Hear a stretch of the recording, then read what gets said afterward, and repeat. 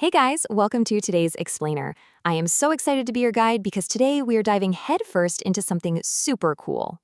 Literally, we're exploring Indian art, history, and nature. If you've ever looked at an everyday object and thought, hey, is that actually a hidden masterpiece? Well, you are in the exact right place. Let's get right into it. Okay, picture this. It's the middle of May, the summer sun is absolutely roasting everything outside, and then, boom, the power goes out. The ceiling fan completely stops, the AC does that sad little beep and shuts off, and your cooler goes totally silent. So I gotta ask you, what is your secret weapon against that brutal, sweltering heat when all our fancy technology just straight up fails us?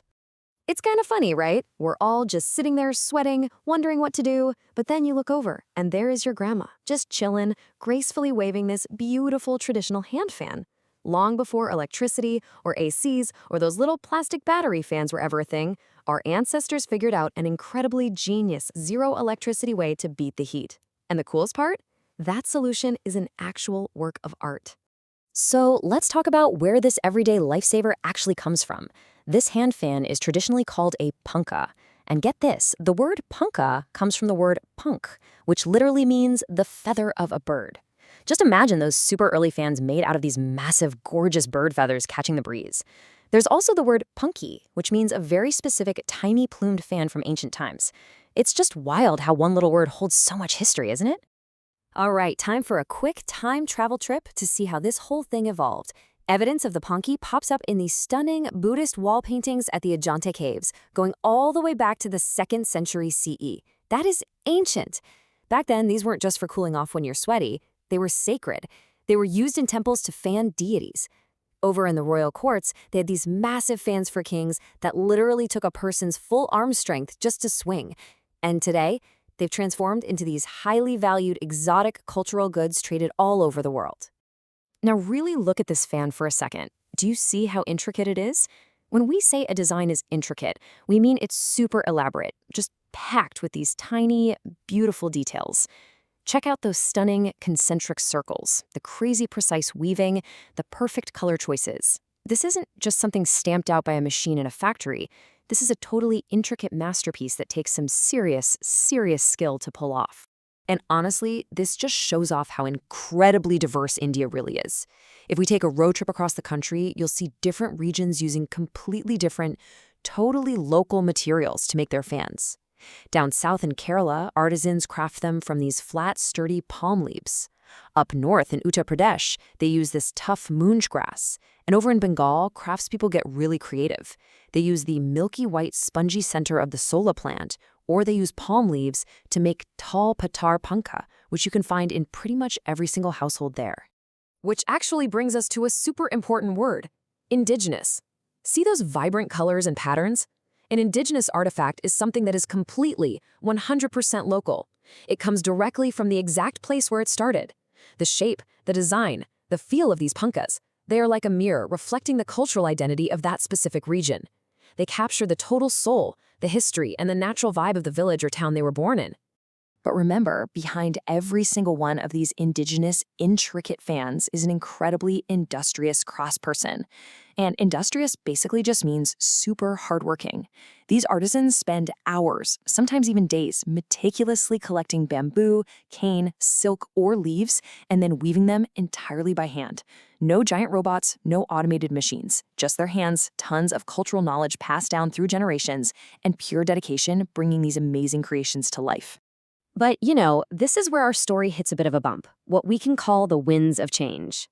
There's this huge clash right now between traditional craftsmanship and the explosion of modern technology.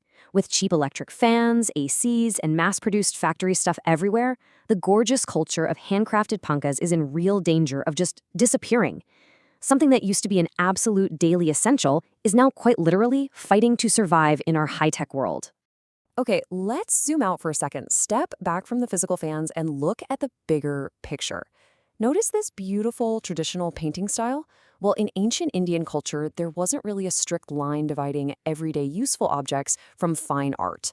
Making a pankha, building a house, planting a garden. It was all seen as this magical space where art and everyday life just perfectly coincided. To really wrap our heads around this cool connection between human craft and nature, Let's slow down and take in these really poetic lines. Palette of earth, rich and deep, where dreams of gardeners seep. It's like, just as that industrious vanmaker weaves a punka, a gardener is weaving with the earth itself.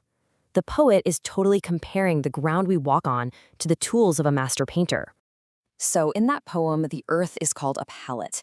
If you're into art, you probably know a palette is that thin oval or rectangular board a painter holds to mix up their colors before brushing them onto the paper. The poet is brilliantly saying that the rich, deep soil of the earth is basically nature's own mixing board. It's where all the stunning colors of the entire world are born. Let's grab two more art words to really level up our understanding here. First up is hue, which is really just a fancy way of saying a shade of a color. Think of a vibrant spring hue, like a blazing bright yellow or a deep, rich red. The second word is canvas, which is the blank surface where the painting actually happens. So, through an artist's eyes, a garden just sitting there in winter is basically a blank canvas, just waiting for those vibrant spring hues to explode all over it. Okay, I have a quick challenge for you. Take a look at this gorgeous, colorful art gallery. Can you spot the palette over there on the right, covered in all those mixed up colors? What about the wide canvases showing off those beautiful landscapes? And oh man, just look at those vibrant springtime hues, the bright sun yellows, the leafy greens, the popping reds of the flowers. Honestly, nature is absolutely the greatest painter out there. And boom, this brings us right back full circle. The poem says, each plot a canvas wide where art and life coincide. Just like a blooming garden is a living, breathing canvas painted by nature and the gardener, every single handcrafted pankha is a living canvas painted by an industrious artisan.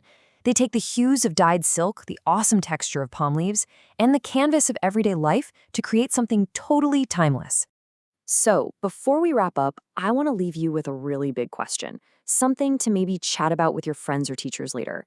As these winds of change keep blowing and technology just keeps getting crazier, how can your generations step up? How can we balance saving this ancient traditional craftsmanship while maybe injecting some fresh, totally innovative designs of your own? How do we make sure the art of the pankha doesn't just fade away, but gets a massive, bright new canvas for the future? Thank you guys so much for hanging out and exploring this with me today. Keep asking those big questions, and I'll catch you next time.